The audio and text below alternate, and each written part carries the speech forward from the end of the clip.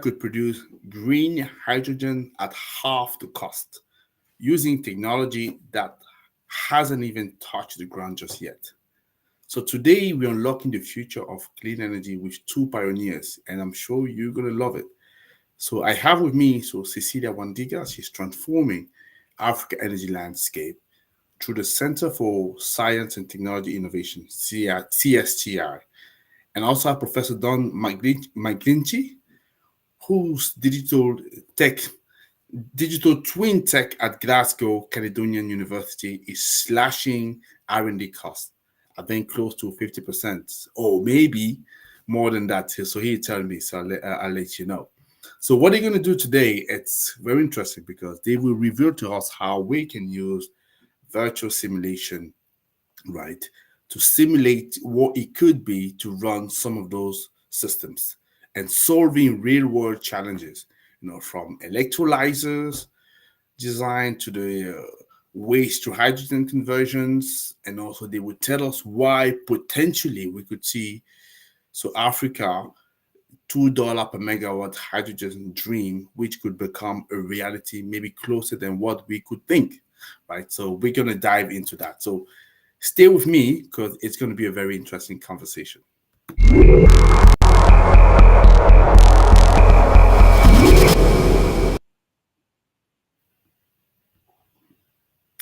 Hello, hello. How are you doing? My name is Tony Chu. I'm the founder and CEO of Renewables in Africa. What we do is very simple. We raise awareness about renewable energy and sustainability.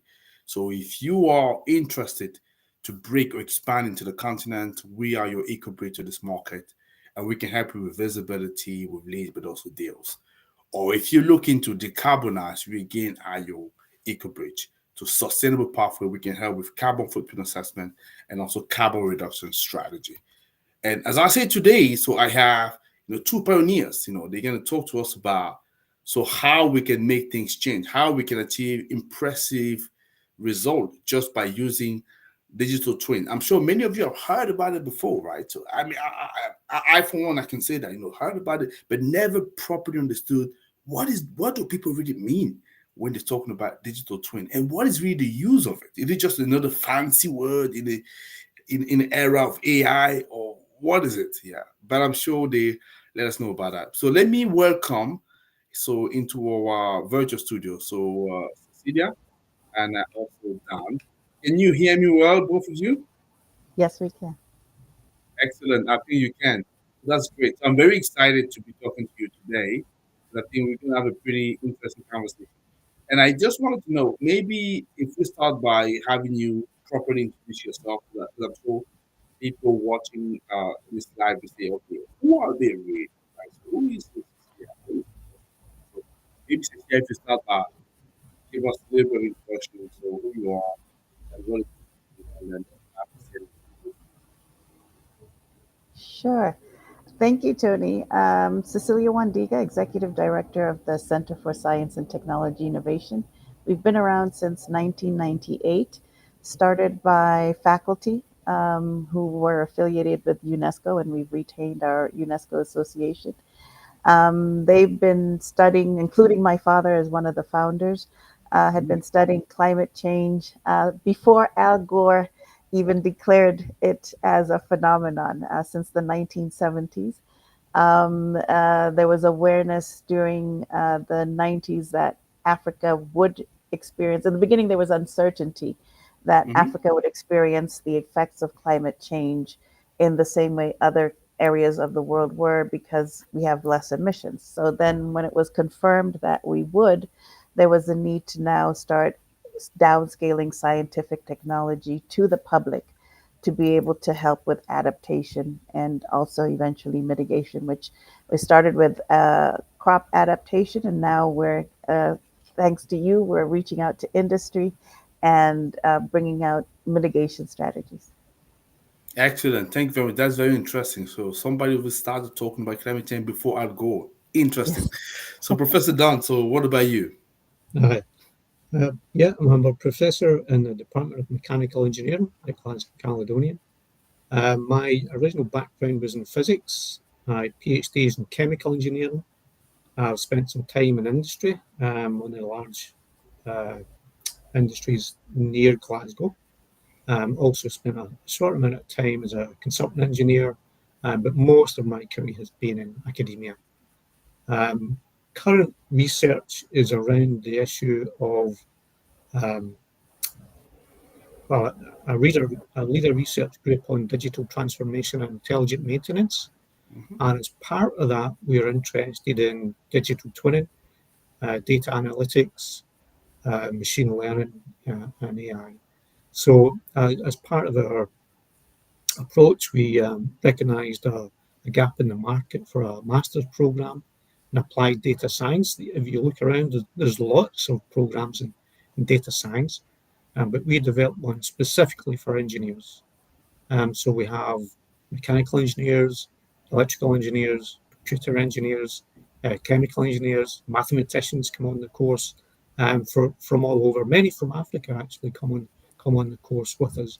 And as part of that course, we also, um, based on prior research, we do some work on digital twins for a variety of scales and applications. Excellent. And that I want to just rebound on the last piece of word that you said there, talking digital twin. So I've heard about it so many times, and I heard that there's so many things that could be achieved, just by using the power and the potential of digital twinning. And today, I understand that you're gonna give us some clarity around that. And if I'm correct, I believe we have a presentation that you're gonna go through. So both Christine and yourself. And after this presentation, I have some set of questions that I'd like to discuss with you to make sure that we understand that properly well. So let me just move into the presentation now. Okay. So if that's okay, I believe that you can all see. So we can, yes, that's what you can see. So what we do is maybe if you let me know, I can obviously move the slide. So obviously that's we talk about digital twin, but yeah, I'll let you run that, and you let me know when to move to next. Okay, if you just skip the next slide, and perhaps the next one as well, just move to the next slide. So really, this is a kind of overview of what a digital twin is, and the advantages of a digital twin. So a digital twin, as Tony has said, many people have got many different ideas about what a digital twin is. And if you look in the literature, we've found over 40 different definitions for a digital twin. So it is very much an emerging technology, and different people have different ideas exactly how you would define it. Essentially, a digital twin, though, is a virtual replica or representation of a physical object that can be an asset. For example, an air compressor or a water pump. It can be a mechanical press. It can be a chemical process that you're looking at, or it can be a system, and that system can include business systems and economics within the digital framework. In terms of renewable energy and sustainability, the sort of main advantages then of the uses for digital twin is that we can, because the digital twin is a replica or a representation of the physical world, and we monitor that physical world, we can look to optimize our resource usage, try and reduce the amount of waste that's been used, and then obviously improve energy efficiency within the asset or the system. One of the things, I'll just skip to item 4, is this idea that we can use it for maintenance purposes. So rather than wait until an asset breaks or breaks down before you fix it, the next approach would be to be condition-based monitoring, where you would monitor the condition of an asset and then schedule a maintenance intervention. We can go a bit beyond that, though, and move towards predictive maintenance, where based on the condition and some modelling, we can predict the remaining useful life of an asset. And that lets you have a much more efficient method of scheduling maintenance, and again, optimizing costs and downtime for assets or systems. Okay, maybe the next slide, please. So tends to be the definition that we use within the course based on the Digital Twin Consortium. You can see the web link there. So the idea, it's a digital representation of some real world entity, as they say. But the key thing about digital twin is that we have data from the physical world moving into a virtual world, which is then analyzed, processed, and the information from that analysis is then fed back into the physical world. So there's a virtuous loop of data and information going round and round. And that really is the key to the definition of a virtual twin as opposed to a simple simulation. Okay, so let me skip ahead now. Okay, so we just see here, an illustration of a Michelin aero engine where you have a physical system or a digital twin system. It can be something like you see there, almost a CAD type model, a virtual model, but it doesn't have to be there. It can be simply a model or simulation which mimics the behavior of the physical world on the key parameters that you're interested in. Okay, so you get at that scale for an asset. So we skip ahead. Next slide, please, Tony. So rather than, more than just a single asset, we can start to monitor entire plants, be these factory or process plants, and you can see there there's a number of air movers and compressors within that plant. And we work with one of the large industries, again, based near Glasgow, who have facilities in oil and gas and water treatment and so on around the world. And they take the data from those facilities, and that's then beamed through an uplink through a slice of Microsoft Azure's and then back into Glasgow, where they analyse the data and are able to monitor the machines and then schedule maintenance based on the operations of those machines. So go from an asset level to, if you like, a factory level or a process level, and you can go one further into a business model. But the data feeds from the ground up all the way through. So the business decisions you're making are based on real world data. And that's a major advantage and a major driver for the uptake of digital twin technology. So if we move to the next slide, please. Okay, I'll let Cecilia kick in here. I'm not a chemist, and so although I know about mechanical systems and I have got, as I say, PhD from chemical engineering, I'm not a chemist, so I'll leave that detail to Cecilia. Thank you. Thanks, Don. And I'm not a chemist either, just work with chemists who do this. So I've learned the language. So as Don was explaining, if you're looking at this from the perspective of renewable energy, what do we know already in Africa? We know bioethanol, we know biogas. We have a lot of entities and individuals who are producing home-based biogas. When you now look at a syngas system, you can now start, and you have the gasifier, the electrolyzer, you can now start separating out at a chemical level, separating out the hydrogen and generating that hydrogen. What we're looking for in terms of renewable from the perspective of CSTI is that we're looking for regenerative systems. So we don't want to, for example, look at, we'll use switchgrass or elephant grass. We want to look at, we have an abundance of waste. For those on the continent, you know that waste collection is a challenge, especially organic waste. We've got a lot of methane emissions on that, and sewage management with growing populations, urban populations.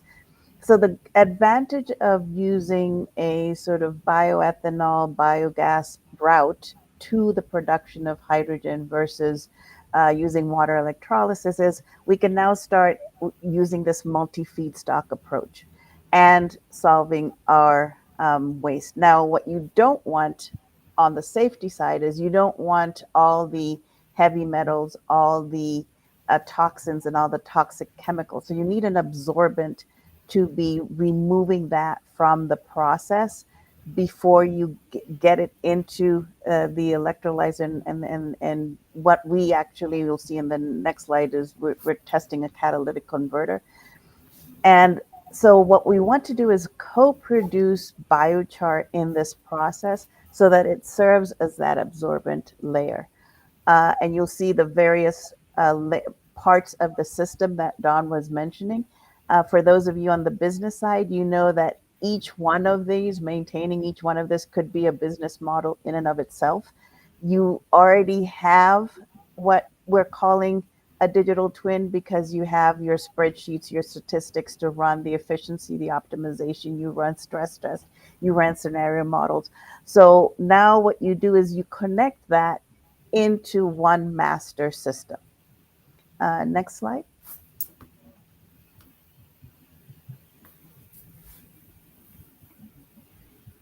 And like Don was saying, there's different layers, and I think we missed the slide, so let me share real quick. This is the city layer, and you can go from the terrain level, buildings, infrastructure, all the way up to running an entire city with that. Let me just see. Let me see Oh, if I can. that's not the right slide. It's not for this, but let me see if I can quickly jump in here. Yeah, I think in that case, let me just go back to this presentation. You may want to Yeah. share you share your screen if you can. Okay. Apologies for that. See if It it. looks like It's okay. It's okay. It looks the same.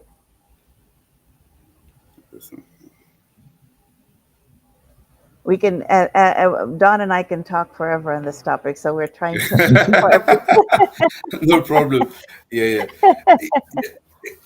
And it's actually pretty interesting, as I say. So I've come across a number of digital training in the past, and never Cool. really understood the power of it. So yeah, that's why I was actually quite keen on getting to know that a little bit more.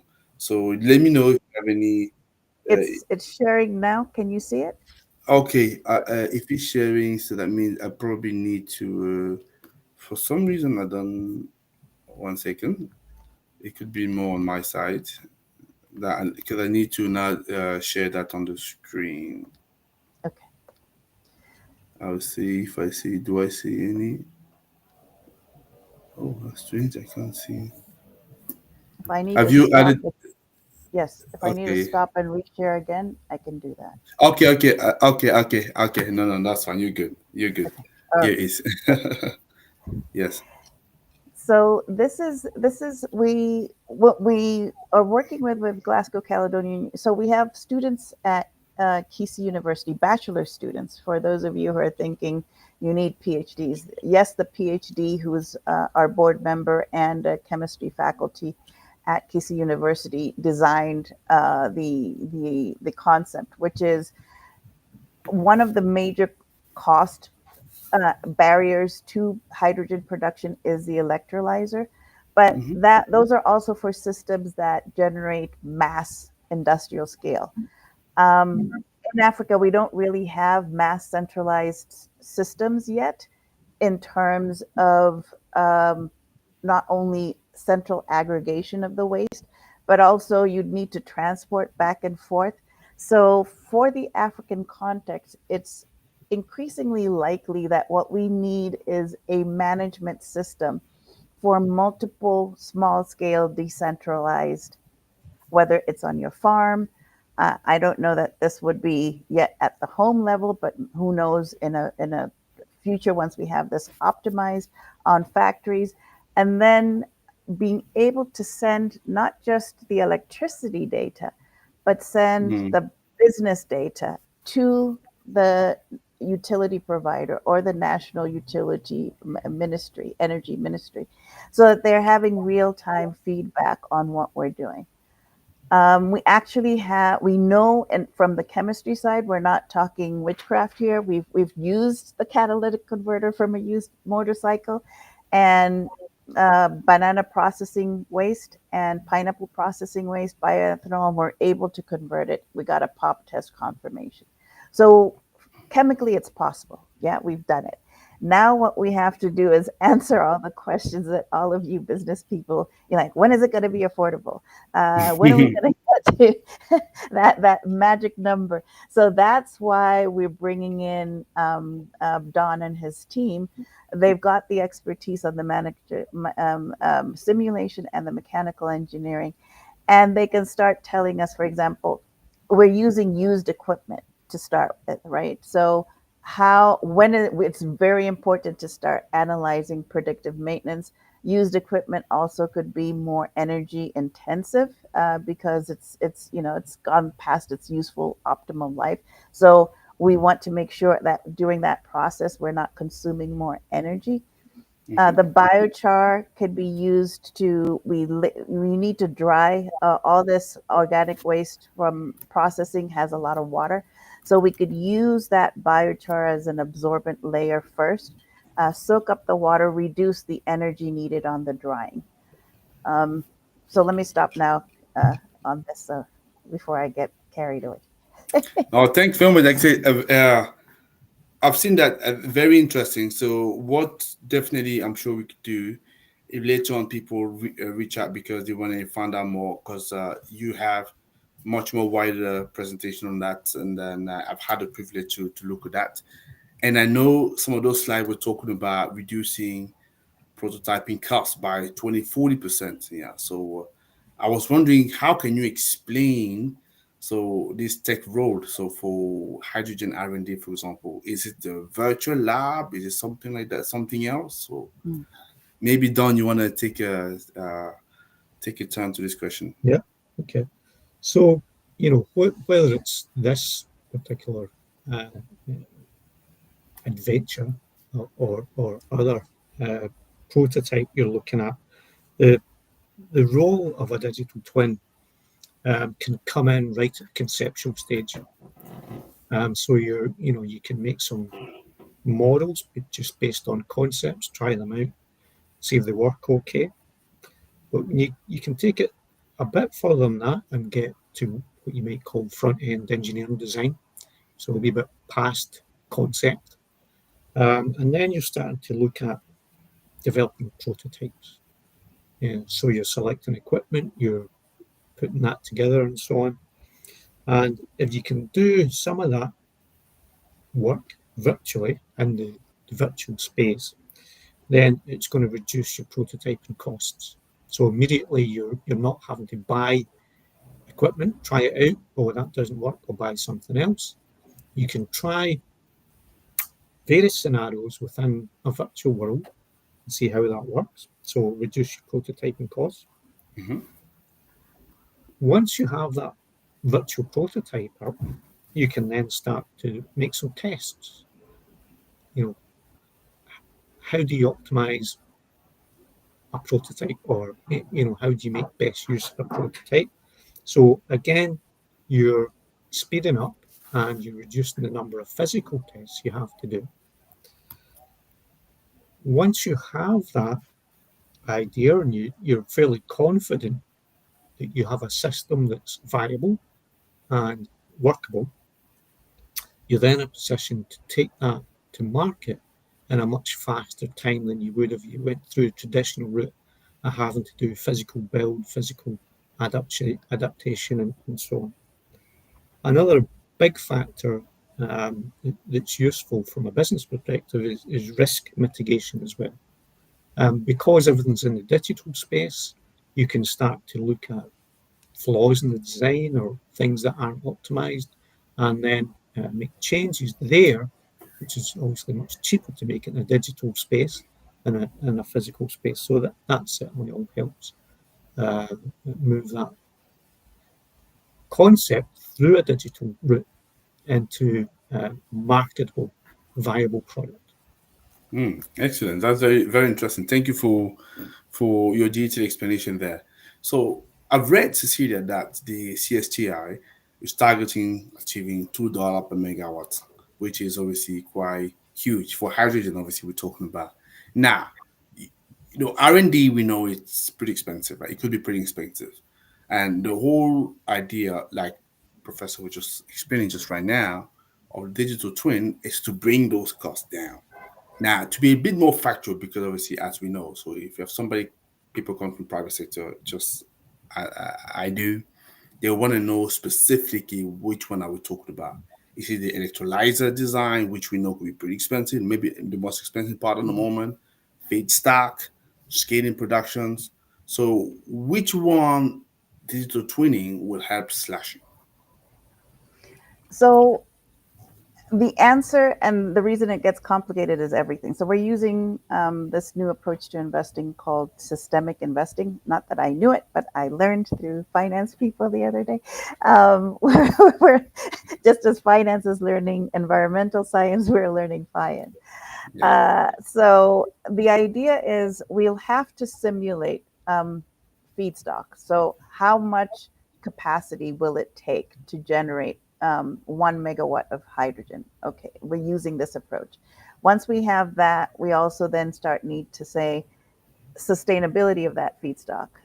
One of the reasons we're looking at agricultural processing waste and sewage waste is we already know the production levels of those feedstocks because we have the agricultural data. Which is very different from trying to say, let's grow some kind of new trees or something for I know some people are using Prosopis julifera, but then you have to start simulating what that growth cycle is and all that. If you base it on the systems that you already have, you now have that part of the business model solved, and you're plugging it in.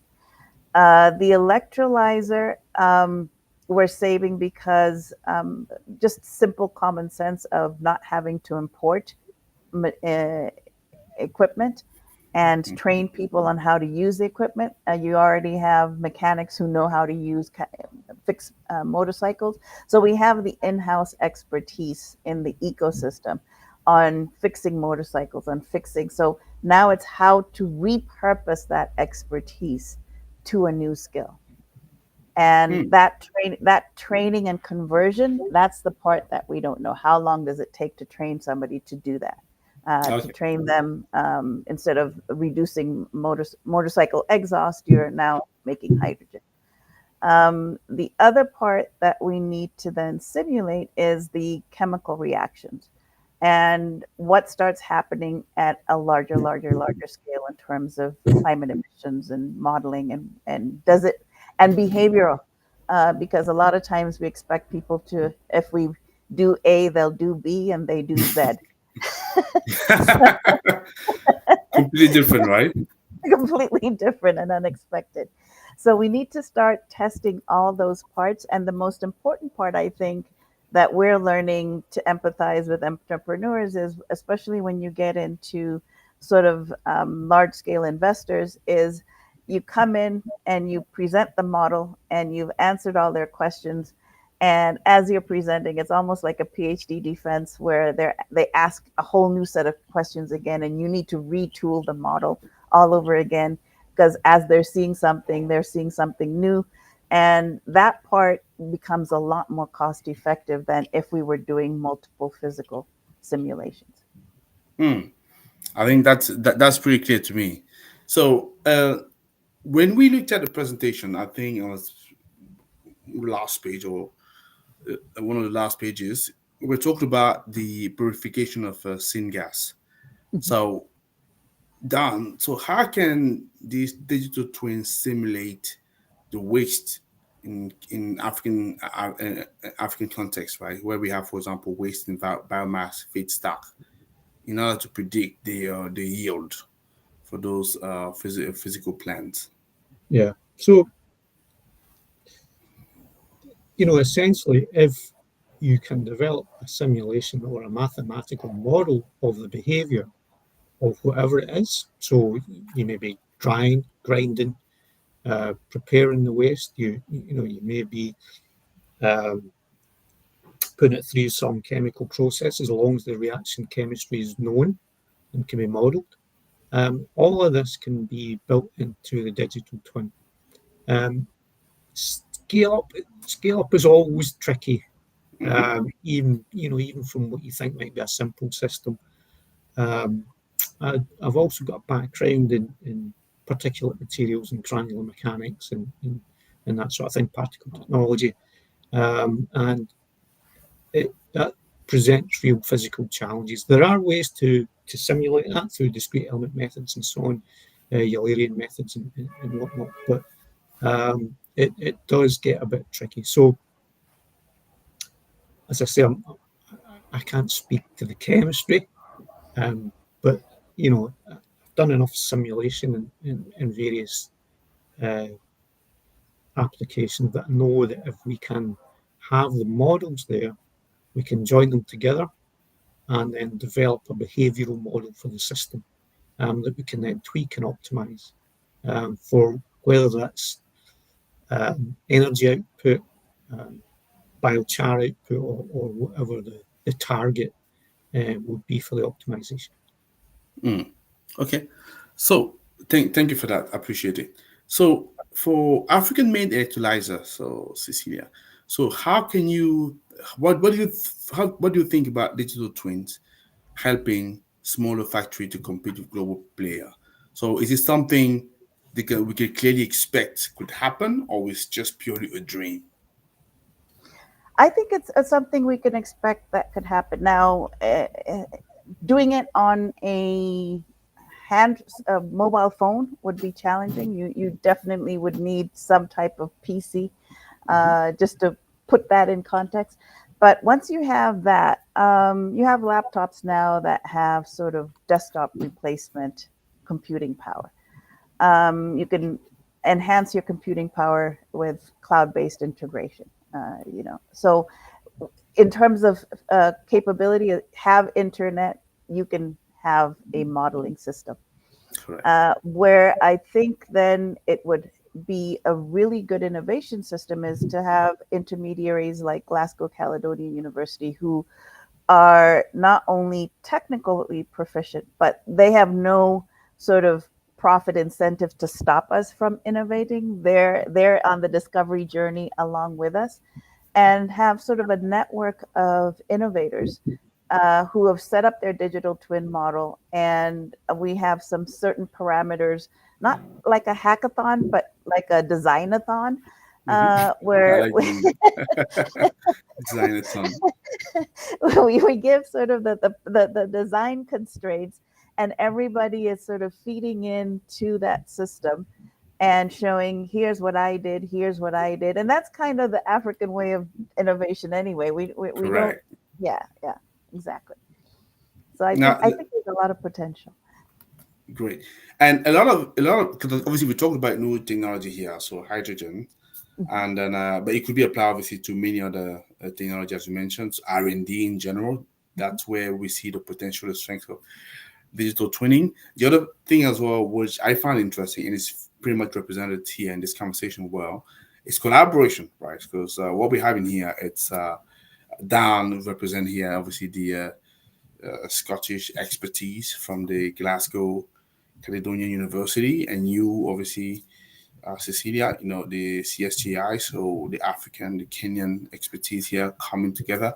I was wondering whether you can talk about how this collaboration has been beneficial to this topic in particular, but also more broadly. And maybe if you can share some of the concrete win that you've been able to engineer by just coming together. Any So of you, actually. I'll start and then hand over to Don. And Don, when you pick up, also, not everybody might be aware of the importance of Glasgow in the global climate debate. So if you could also enlighten on that.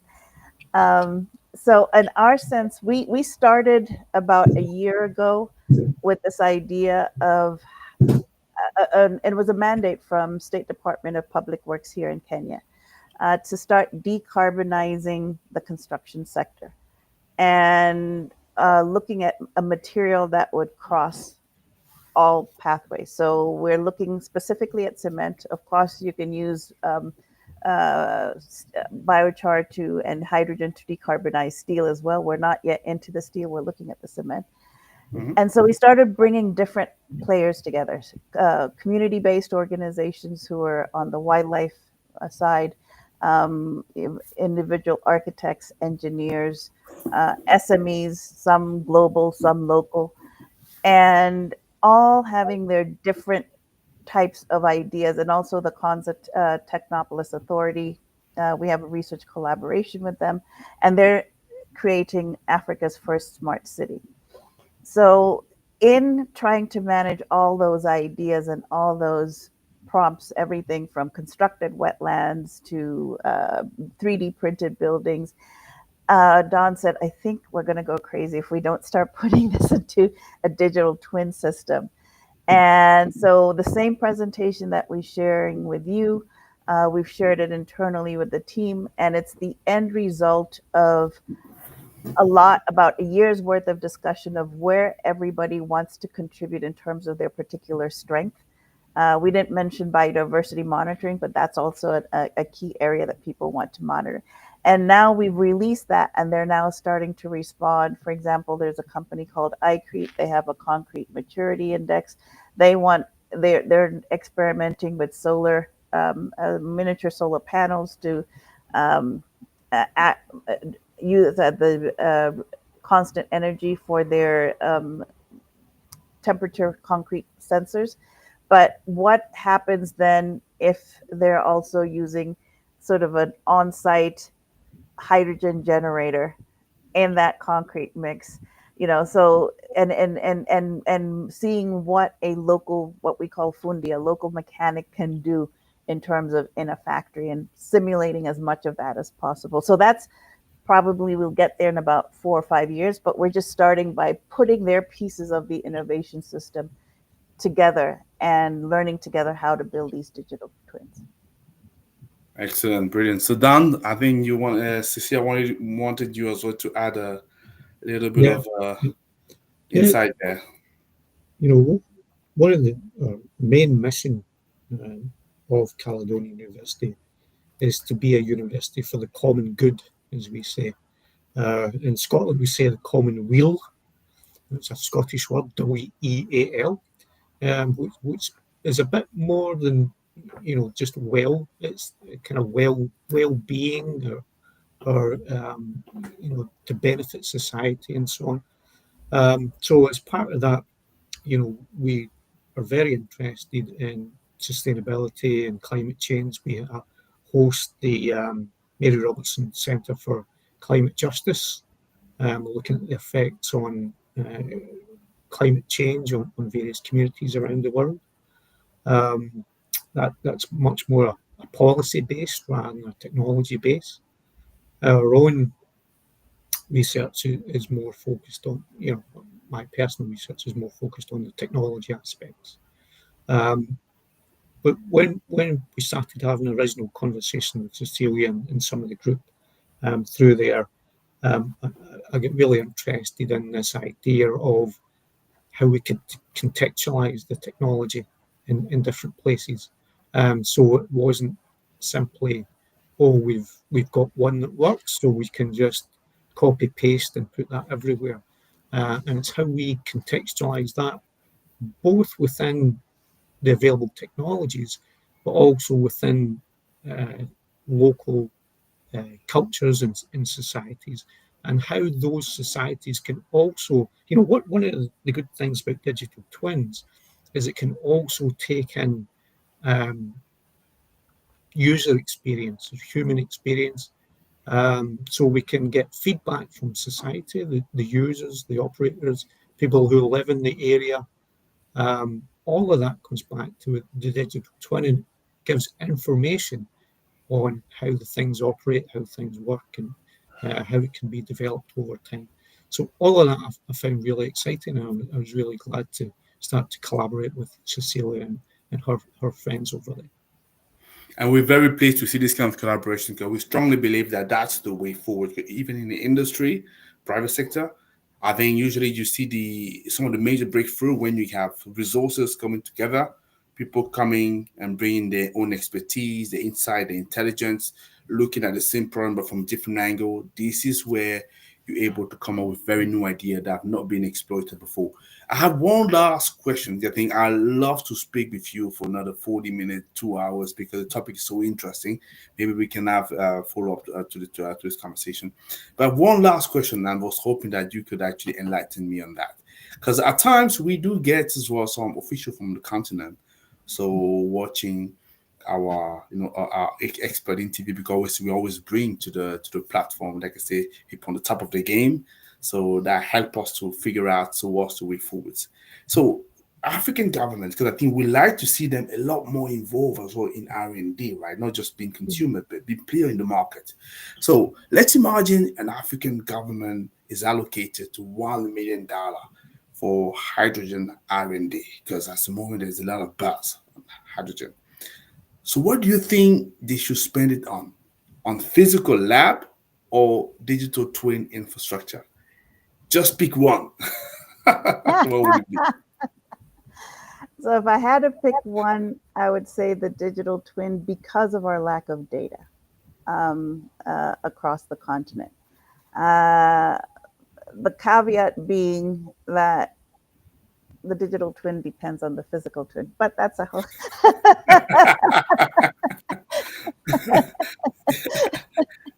No, But you if you can't go had, for you can't go for a political answer. It has to be one. I would say start with the digital. Start with the digital and see how much it forces us to figure out how much data we actually have and where the data gaps are. Yeah. Yeah. Would you say the same, Dan? Um, yeah, with the same caveat, obviously a digital twin needs a physical twin. But the whole thing about the digital twin is it's not, the way we look at it, it's not tied to a specific application. So once you understand the concepts, the technology, and how that's put together, you can then start to move or develop digital twins in any space you like, whether that's manufacturing, whether it's agriculture, whether it's business. So once you have developed the process, the roadmap, if you like, for one application, you're then in a much better position to take that same roadmap and develop it for a new, perhaps an innovation no one's even thought of yet. So yes, I am biased, of course, but I would say I would start with digital twin.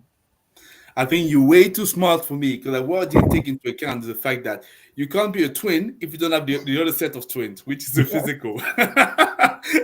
That's very good, very good. So on these very kind words, so thank you very much for obviously your kind insight. So you've taken us through this concept of digital twinning, how we can really enhance R&D globally, but also more specific in the African continent, and also looking at the questions that we talk about these days, like hydrogen. We don't even talk about AI. We didn't have time for that.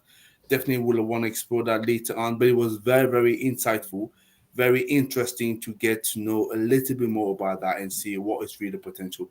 So I just want to thank you both for your availability, and then and for coming down on our platform to sharing that with our audience. So thank you very much, and I wish you an excellent rest of your day.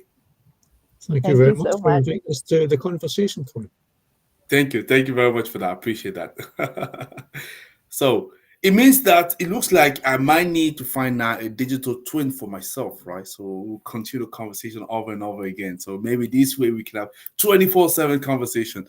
So more seriously, a massive thank you to you, Cecilia, and also Don, for showing us how the marriage of African ingenuity and cutting edge technology can rewrite the road of clean energy. And one thing is very clear to me, and is the fact that the future of hydrogen and other technology isn't just about the physics. It's also about the digital, if I could say that this way, right? Where you marry the physical plus digital innovation to bring them together. This is how you actually build a twin, as we were talking about. So our viewers, I just want to geek out on the data and to say that make sure that you check definitely what CSTI is doing, the project that they're running, and also looking at Caledonian University. Obviously, they've been very kind to the GCU to share a bit about their research, through Professor Dunn. And then, and if you believe in solution before infrastructure, definitely, hit the thumbs up, the comments, to tag someone that you know to see that. And until next time, so stay curious and stay bold. And thank you very much for watching us. Bye-bye.